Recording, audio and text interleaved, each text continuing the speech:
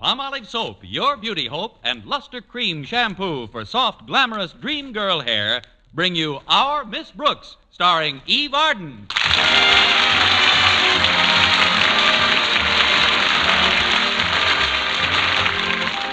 Although our Miss Brooks teaches English at Madison High, her problems, like those of any other teacher, aren't always confined to purely scholastic ones. There's Mr. Philip Boynton, for instance, a biology teacher of whom Miss Brooks is extremely fond. And who, in return, lavishes his affection upon his frogs and guinea pigs. There have been other problems, too. A perfect example of what I'm talking about occurred last Sunday. A grand illustration of what can happen when you let a little softness of the heart spread to your head. The day started off innocently enough when my landlady, Mrs. Davis, knocked on my door around 9:30 in the morning. Connie! Oh, Connie! Get up, Connie. It's 9:30. Oh, come on in, Mrs. Davis. Oh, I don't like to disturb you like this on Sunday. Oh, that's all right, Mrs. Davis. I've been up. Since when? Since you said, Connie, oh, Connie, get up, Connie, it's 9:30.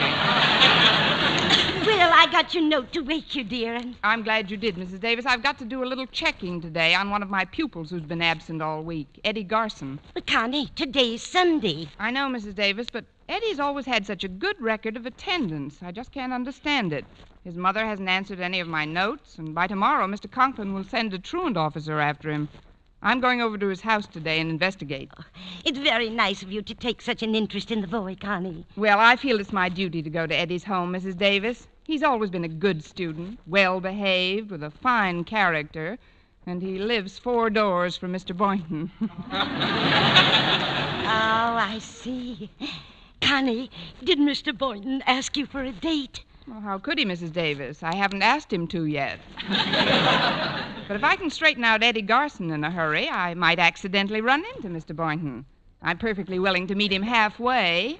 Of course, if his door opens outward, I'm liable to get a broken nose. But I understand that Mr. Boynton likes to take his Sunday morning constitutional by himself. Well, that's what's nice about a constitutional. You can always amend it.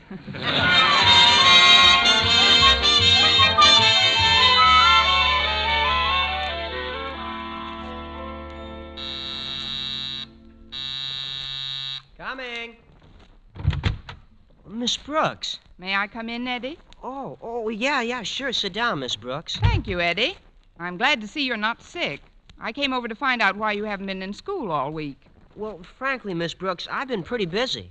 Oh, well, I guess I can go home now.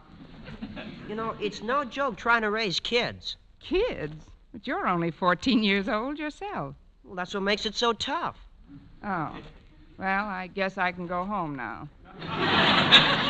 I've been taking care of my kid brothers, Miss Brooks. You see, my father's on the road and my mother's in the hospital. Oh, I'm sorry, Eddie. Is there anything I can do to help? Oh, there sure is, Miss Brooks. Mom's over in the Clay City Hospital, and I'd like to hitch a ride out and see her today. If there was only someone to stay with the kids. Well... You will? Oh, gee, that's wonderful, Miss Brooks. Hey, Mike.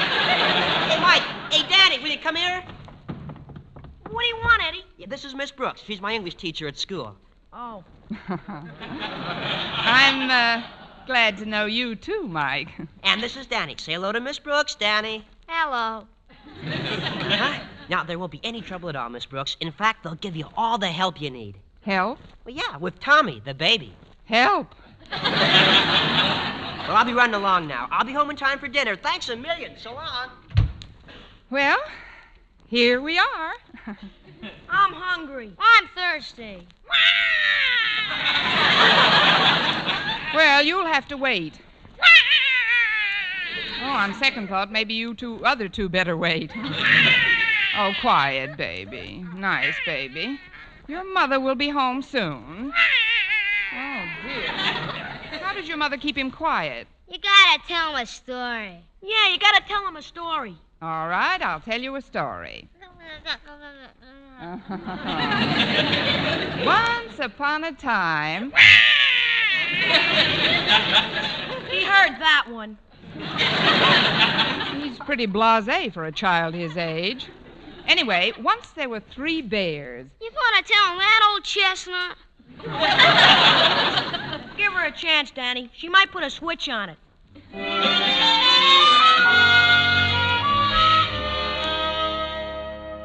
And so Snow White and the Prince lived happily ever after. I'm glad for him. I wonder why Eddie ain't home. You wonder why Eddie ain't home. Some English teacher.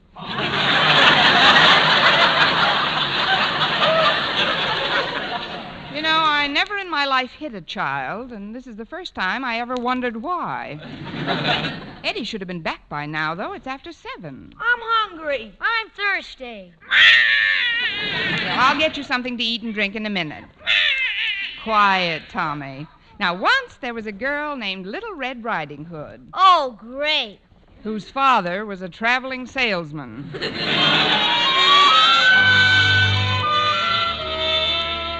And the glass slipper fit right over Cinderella's foot. Oh, well, thank goodness they're all asleep. Now, if I only knew where Eddie was. Oh, shh.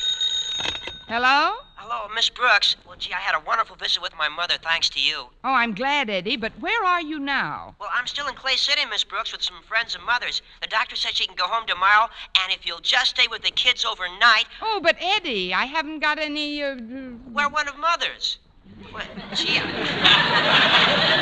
I sure appreciate this, Miss Brooks. I'll see you tomorrow. Oh, well, it's in a good cause. I'm hungry. I'm thirsty. Once there were 3 little pigs. Let's not bring personalities into this.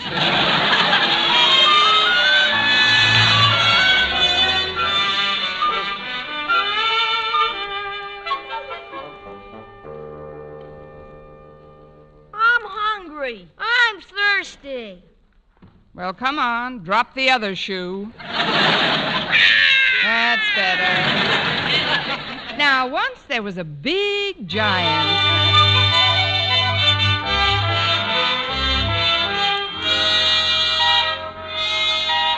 Oh, what a horrible night. Let's see now. I better see what's in the kitchen before Hungry, Thirsty, and Screamy wake up. Oh, there's not a thing in the cupboards. I better call Mrs. Davis. If they'll only stay quiet for a few more minutes.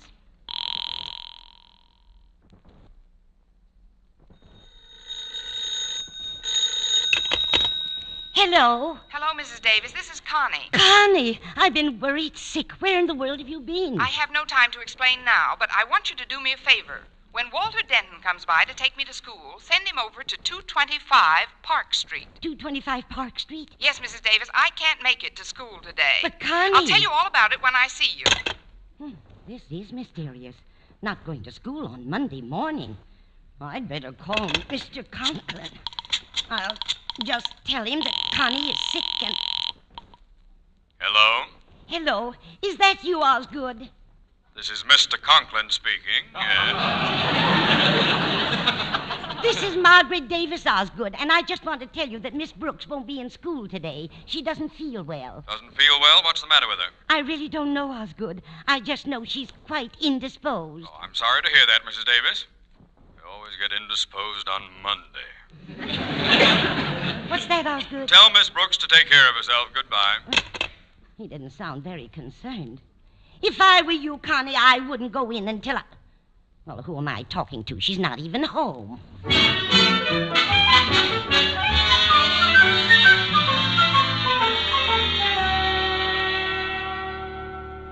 What are we going to eat, Miss Brooks? As soon as I send one of my students to the store, Mike. You playing hooky today, Miss Brooks? I guess I'll have to until your brother Eddie comes home.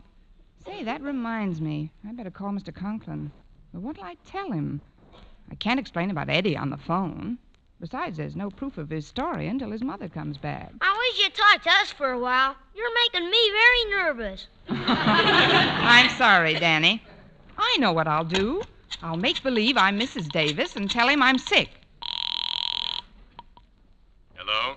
Hello, Mr. Conklin. This is Mrs. Davis. Margaret? Yes, I just wanted to tell you that Miss Brooks doesn't feel very well. What's the matter? Has she taken a turn for the worse? Who? Miss Brooks. Yes? Oh, well, that is, she's no worse than she's ever been. Have you had a doctor? Yes, but how did you know she was sick? You just told me a few minutes ago. I did? Oh, of course I did. Well, I'm terribly upset about this. Now, for heaven's sake, Margaret, don't go to pieces.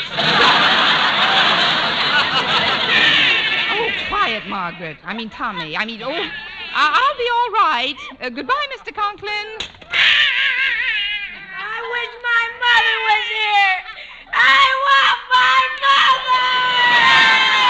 I want my mother. I could use my mother, too.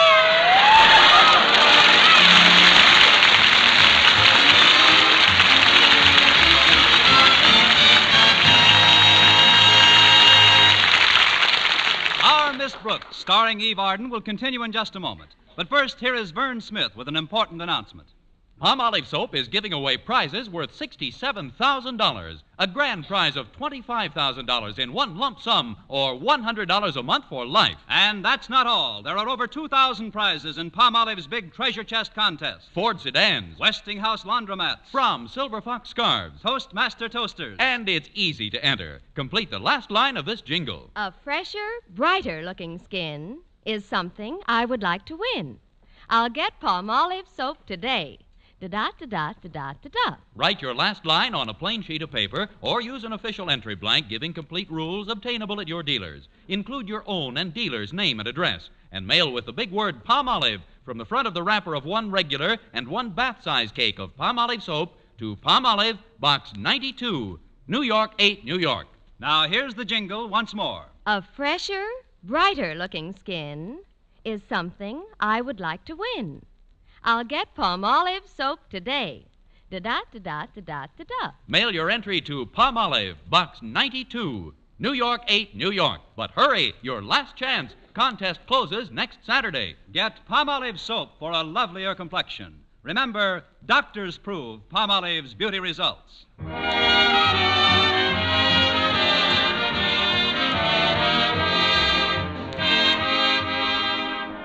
And now back to Our Miss Brooks, where we find Walter Denton and Harriet Conklin listening to the radio in Walter's car. And that, ladies and gentlemen, concludes our newscast from our nation's capital. A little, will you? I think they're going to give another clue for the $18,000 contest on Sing It Again. Okay, Harriet. And here, ladies and gentlemen, is your extra clue to the Phantom Voice on the CBS Sing It Again program. At camp, his father was a king who spent some time at lumbering. Okay, Walter, you can turn it off now. Boy, I'd sure like to win those prizes. At camp, his father was a king. What was the second line, Harriet? The second line? Da-da-da-da-da-da-da-da. Oh.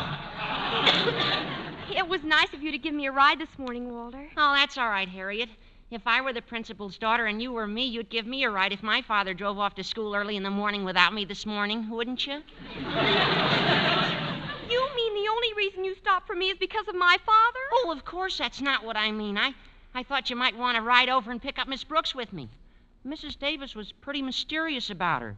Said she hadn't been home all night. Well, where did Mrs. Davis say Miss Brooks was, Walter? 225 Park Street. Park Street. Doesn't Mr. Boynton live on Park Street? Yeah, come to think of it, he does. Walter, remember that picture we saw last week? The one called Her Other Life? Yeah, Harriet. Maybe Miss Brooks has another life. Who knows? She might even be secretly married. Miss Brooks? Married? To who? Why, to Mr. Boynton, of course. Oh, don't be silly, Harriet. Mr. Boynton doesn't like girls. He likes frogs. Well, it's a wonder I didn't think of it before. Why, they might even have a family by now. That's just like a woman, always giving people families.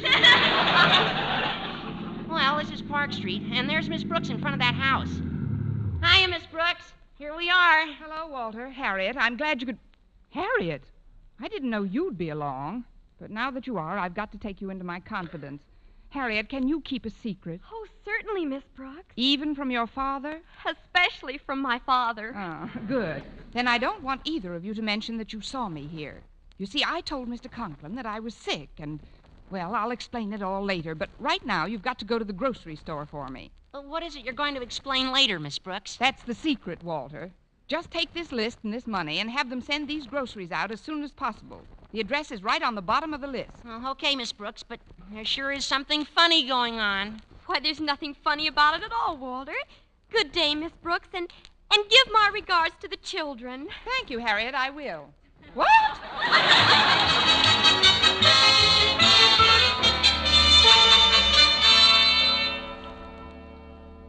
Now, do you believe me, Walter?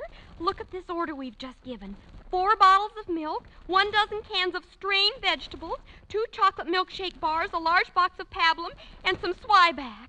That sure is suspicious, all right. Nobody eats Swyback if they're not married. Look who just came into the store, Walter. Oh, it's Mr. Boynton. Hiya, Mr. Boynton. Oh, it's Walter Denton and Harriet. How are you today? We're fine, Mr. Boynton. How are you all? Oh, well, as could be expected, we're anticipating a blessed event at any time now. Another one? Well, yes. Of course, Patricia has quite a big family now. She's even changing her name. Oh, yes, Patricia's one of my favorite frogs. Oh. Those bundles look pretty heavy, Walter. Can I give you a hand with one of them? Oh, yeah, thanks, Mr. Boynton. We just bought them for Miss Brooks. Miss Brooks? Well, why didn't she come down herself? Oh, she looked pretty upset when we saw her last, Mr. Boynton. Here, you better take both of these bundles and get right over there. Me? But get right over where? I guess you never heard of 225 Park Street? Park Street? I live on Park Street. Harriet, he says he lives on Park Street. Oh, come along, Walter. We'll be late for school. Don't worry, Mr. Boynton. Your secret is safe with us. Yeah, I think it's wonderful.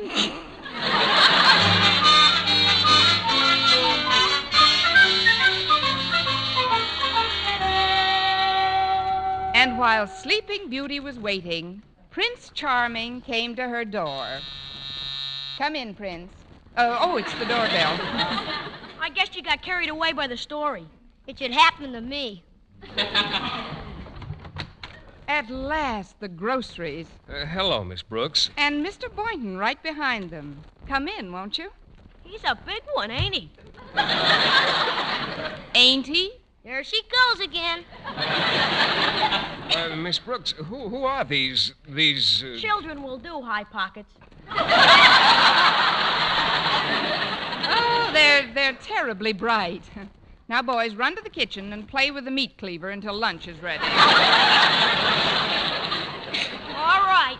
But please make it snappy, because I'm hungry. And I'm thirsty. Oh, did you have to turn that on? Oh, excuse me, Mr. Boynton. There, little baby. There. Shh. Oh, I guess I'll have to pick him up. No. Miss Brooks, I don't want to pry, but where did all these children come from? Why, any biology teacher knows that. The stork.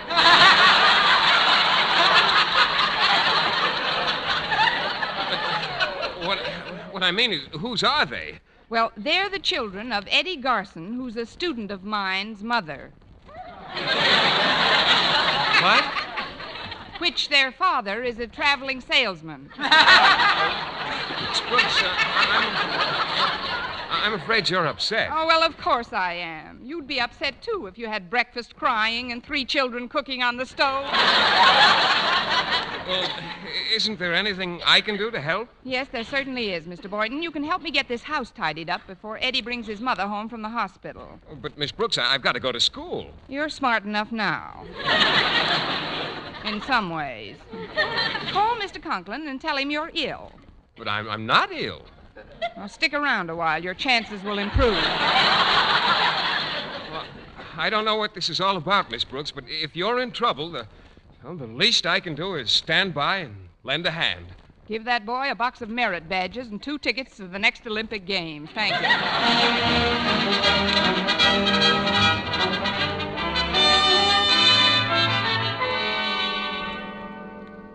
No doubt you're wondering why I summoned you two to my office, Harriet. Well, yes, Mr. Conklin. I was speaking to my daughter. Harriet? Yes, Daddy. There's something strange going on in this school today. First, Mrs. Davis calls to tell me that Miss Brooks is sick. Twice. Then Mr. Boynton calls, tells me he won't be able to come to school today because he's expecting an illness. And then, while I was conducting both their classes, I catch my own daughter receiving a note from this Scallywag? From this scallywag. Thank you, Denton. Hand over the note, Harriet. But, Daddy... The note. That's better. Dear Harriet, whatever you do, don't let the cat out of the bag about meeting you-know-who in the grocery store and sending him where we did. We don't want to get Miss You-know-who in trouble. After all, we have no proof that those little you-know-whos are hers. Nor are we positive that 225 Park Street is a love nest. You-know-whos? Love nest? What's the meaning of this, Harriet? Well, you wouldn't want me to betray a confidence, would you, Father? Yeah, you wouldn't want her to do that, would you, Father? Mr. Conklin? Quiet! I'll find out what's going on at 225 Park Street.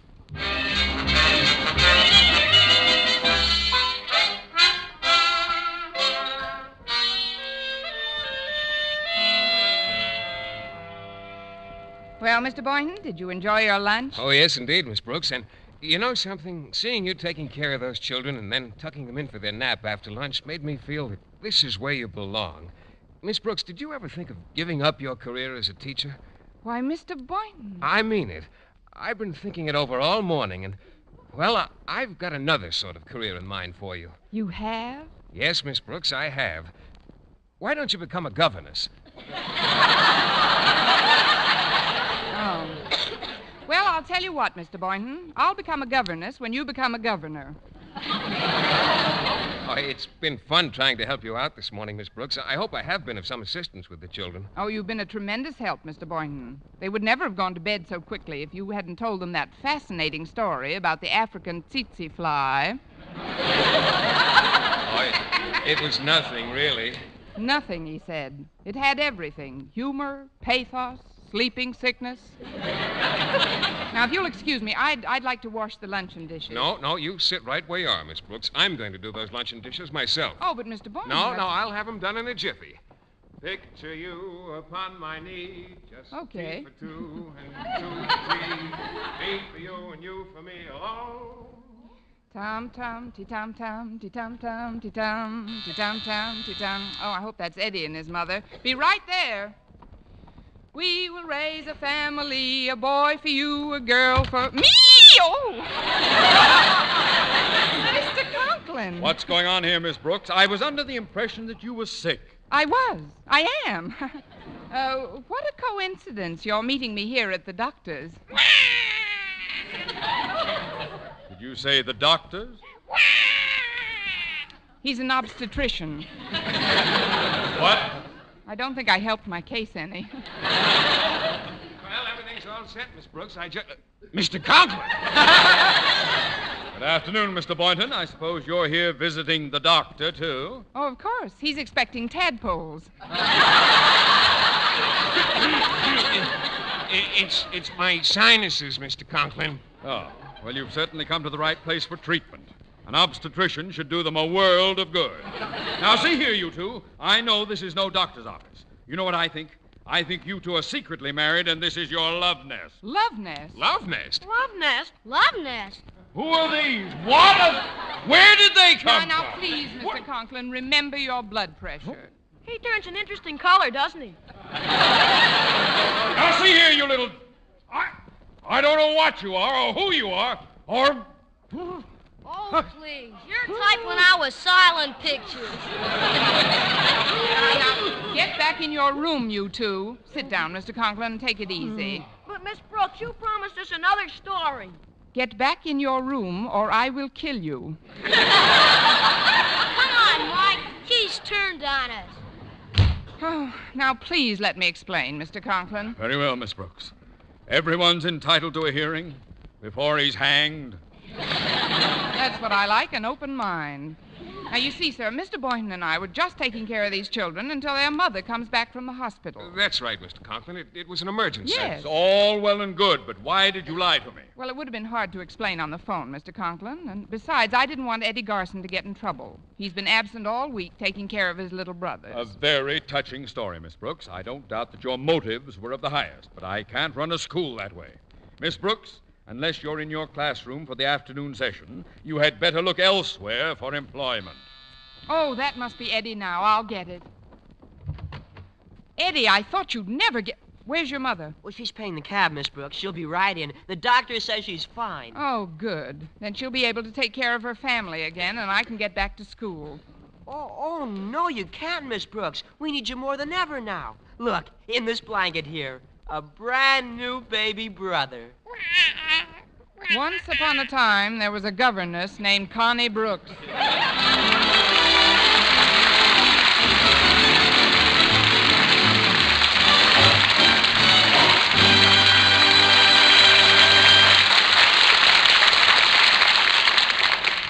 Eve Arden as our Miss Brooks returns in just a moment. But first... Dream girl, beautiful luster cream girl. Tonight, show him how much lovelier your hair can look after a Luster Cream shampoo. Only Luster Cream brings you Kay Daumit's magic formula blend of secret ingredients plus gentle lanolin. Gives loveliness lather even in hardest water. Glamorizes your hair as you wash it. Luster Cream. Not a soap, not a liquid, but a dainty cream shampoo. Leaves hair fragrantly clean, free of loose dandruff, glistening with sheen. Soft, manageable. Gives new beauty to all hairdos or permanents. 4-ounce jar, $1. Smaller sizes, either tubes or jars. Tonight, try Luster Cream shampoo and be a Dream girl, beautiful luster cream girl. You owe your crowning glory to a luster cream shampoo. And now, once again, here is our Miss Brooks. Well, I couldn't afford to lose my job at school, and yet I hated to leave Mrs. Garson in the lurch. So I did the only thing possible under the circumstances. I got somebody to help out in my place. Before I left for the afternoon sessions, I gave a few last-minute instructions. Now, be sure the formula isn't too hot, and don't be stingy with the talcum powder. Any other questions? What should I do with the safety pins when they're not in use? But with a baby this age, you won't have that problem. Goodbye, Mr. Conklin.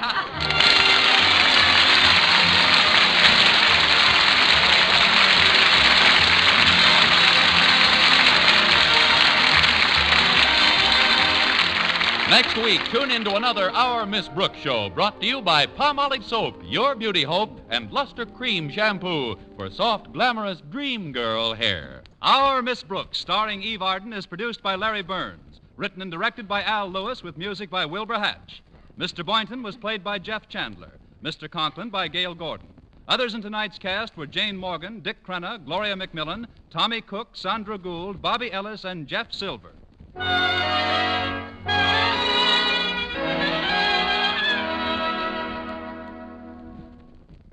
Dentists know what cleans teeth best, and over 4,000 dentists say Colgate Tooth Powder with a 2-minute routine gets teeth sparkling and super clean.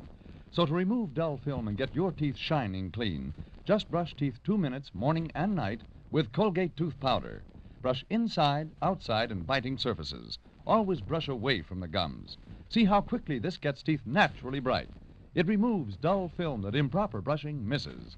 And Colgate Tooth Powder also sweetens your breath. Try it. Buy Colgate Tooth Powder today. For mystery liberally sprinkled with laughs, listen to Mr. and Mrs. North, the exciting, fun-packed adventures of an amateur Park Avenue detective and his beautiful wife. Tune in Tuesday evenings over most of these same stations. And be with us again next week at this same time for another comedy episode of Our Miss Brooks. Bob Lamont speaking. This is CBS, the Columbia Broadcasting System.